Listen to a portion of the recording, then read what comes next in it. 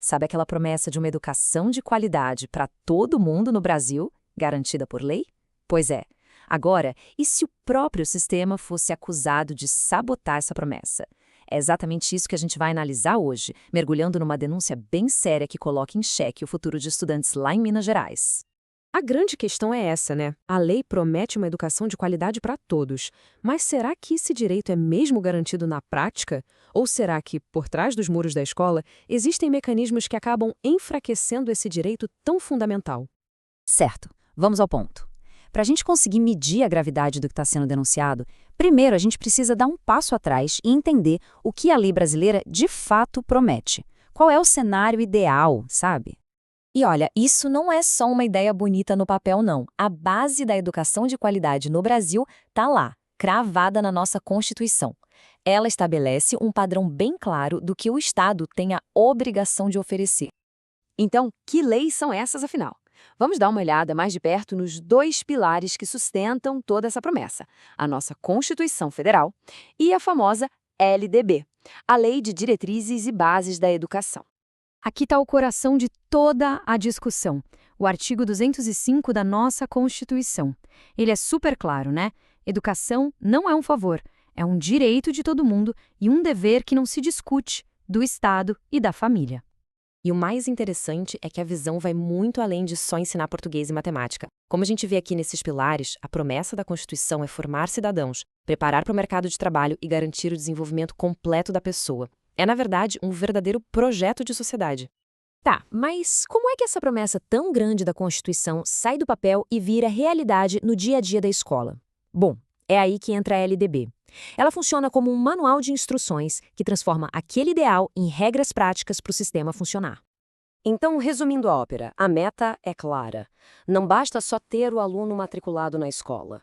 A lei exige que ele permaneça lá e que o ensino tenha um padrão mínimo de qualidade garantido. Guardem bem essa ideia, essa é a promessa. Ok, agora que a gente entendeu a promessa, se preparem para o contraste. A gente vai sair desse mundo ideal da lei para mergulhar de cabeça numa denúncia que pinta um cenário, bem, completamente oposto. E aqui está o centro da denúncia, nas palavras do professor Elias Martins. A acusação é gravíssima. Não se trata de um erro ou de falta de recursos, mas de um desmantelamento intencional, vindo justamente de quem tem o dever de proteger a educação, o próprio Estado.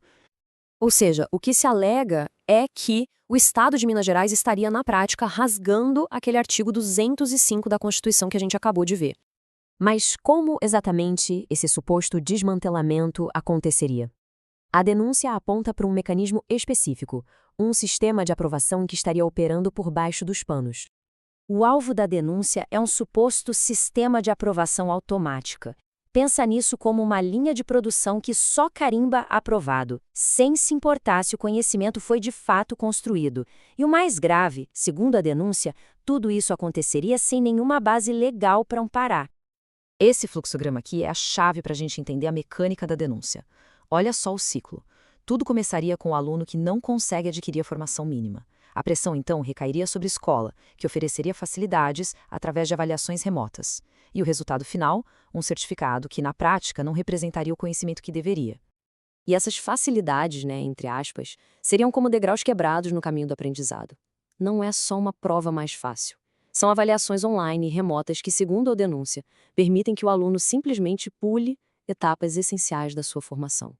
Diante de um cenário como esse, a pergunta mais importante que fica é: qual seria o impacto real de tudo isso na vida dos estudantes? A consequência, no fim das contas, é assustadora. O sistema denunciado estaria criando uma ficção. Ele entrega um diploma de ensino médio para alguém que talvez nunca tenha dominado o conhecimento que aquele papel deveria representar.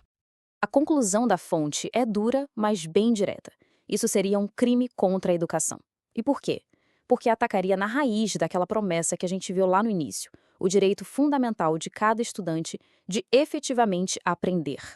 E isso tudo nos leva a uma pergunta final, e talvez a mais importante de todas. Se o sistema criado para garantir a educação é o mesmo que, supostamente, enfraquece, quem é que de fato protege o estudante? É uma questão que fica no ar e que exige uma resposta.